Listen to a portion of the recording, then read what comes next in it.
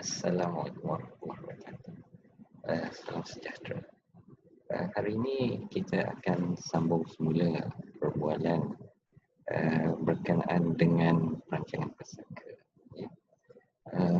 Pada ulasan sebelum ini, saya dah sebut kita perlu sediakan senarai berkenaan dengan harta dan senarai juga perlu disediakan berkenaan dengan tanggungan. Ya. Jadi ulasan pada kali ini saya akan uraikan lebih lanjut lagi berkenaan dengan senarai-senarai ini. Ya, harta pesaka hanya boleh diagihkan ya setelah semua liability disahkan dan dibayar. Jadi untuk menentukan liability, maka satu senarai lengkap berkenaan dengan liability ini perlu adalah ya. Dan juga untuk mengagihkan harta, satu senarai berkenaan dengan harta juga perlu diadakan ya.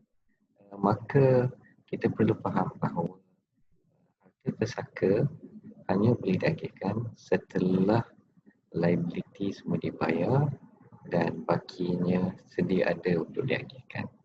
Jadi perlu untuk mengetahui kedua-dua ya, yakni apakah semua harta yang ada dan apakah semua liability atau tanggungan yang ada ya.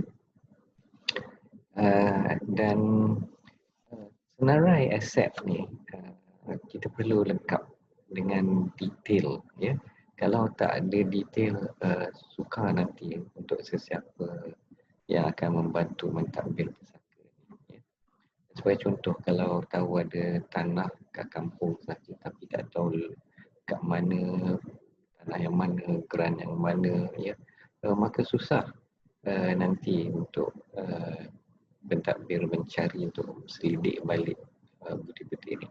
Jadi lebih baik kita sediakan senarai harta, yakni kita letakkan alamat, kita letakkan deskripsi ataupun butiran jenis harta. Sebagai contoh, katakanlah rumah 2 tingkat, banglo ataupun rumah ya. Dan kita juga letak butiran grant dalam senarai ini. Butiran grant maksud saya, kalau ada grant tu kita tengok kat grant, apa yang ada kat muka pertama, nombor dia kita letak, nombor lot kita letak, mukim, daerah, negeri, semua tu kita letak sekali ya. Jadi daripada senarai itu dah jelas alamat rumah tu kat mana dan juga bukti-bukti grant untuk rumah ataupun harta tersebut ya. Dan juga salinan perjanjian bila kita beli tanah ataupun rumah tersebut, salinan perjanjian pun kita lampikan bersama dalam senarai kita. Jelas ya.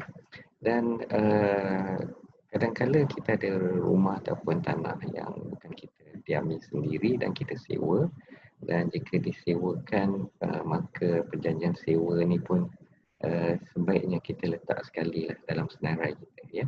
Jadi maksudnya dalam senarai berkenaan dengan harta tanah, kita ada semua butir-butir ni dan kita lengkapkan sekali salinan geran, dan kalau kita sewa kita letakkan sekali salinan perjanjian sewa beli ya. Aset seterusnya yakni wang ya. Kalau wang ni kita simpan di bank, kita letak nama bank, alamat bank, dan kita letakkan sekali salinan penyata ya. Letaklah salinan penyata terkini. Pada salinan penyata tu akan ada nombor akaun ya. Jadi kita lampikan sekali bersama dalam senarai ini. Kalau lebih daripada satu akaun, kita lampikan semua dan senaraikan semua ya. Maksudnya kita letak akaun nombor 1 kata dengan bank A, dan akaun nombor 2 di bank B ya. Akaun nombor 3 di bank C dan seterusnya. Dan untuk setiap satunya kita buktikan alamat dan nama bank tersebut dan kita lampirkan juga penyata. Okay. Dan untuk kenderaan kita letaklah juga nama kenderaan, maksud saya jenis kenderaan lah, model. dan kita letakkan juga di mana letaknya kenderaan tersebut. Kadang kita tak parking kat rumah, kita parking kat rumah kawan atau kita parking kat kampung.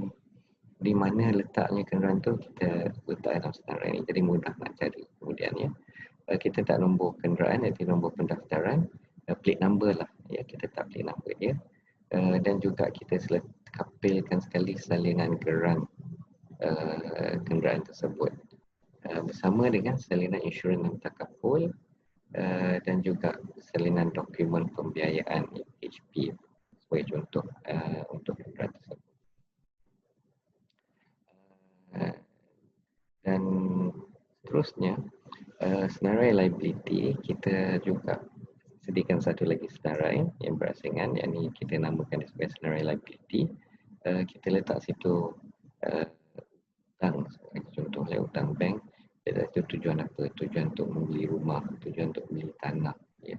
Jadi bila sesiapa akan mentadbir pesakit kita, dia akan tahu, oh ini hutang untuk beli rumah ni, oh ini hutang untuk beli kenderaan. Ya. Jadi kita letakkan nama bank, alamat dan kita sertai sekali salinan perjanjian hutang tu dengan bank, sama ada loan agreement ke financing agreement, dan kita tampilkan sekali penyata terkini yang ada lah. Ya. Jadi dalam senarai kita ni lengkap lah berkenaan dengan hutang-hutang kita. Ya. Antara hutang lain juga jangan lupa, ya, jangan lupa yang ni hutang dengan kawan ataupun orang perseberangan yang lain. Ya. Kita letaklah nama kawan kita, kalau kita ada duit kawan, letaklah juga alamat dia, letaklah handphone dia. Dan kalau ada perjanjian, sebaiknya ada perjanjian kan, kita lampikan sekali. Ya. Dan penyata, maksudnya pada tarikh sekian kita boleh kata kita dah bayar berapa dan berapa lagi tinggal hutang. Ya. Jadi pada bila-bila masa sesiapa yang akan tengok atau semak senarai kita, dia akan tahu oh, pada tarikh ni tinggal hutang banyak ni. Ya.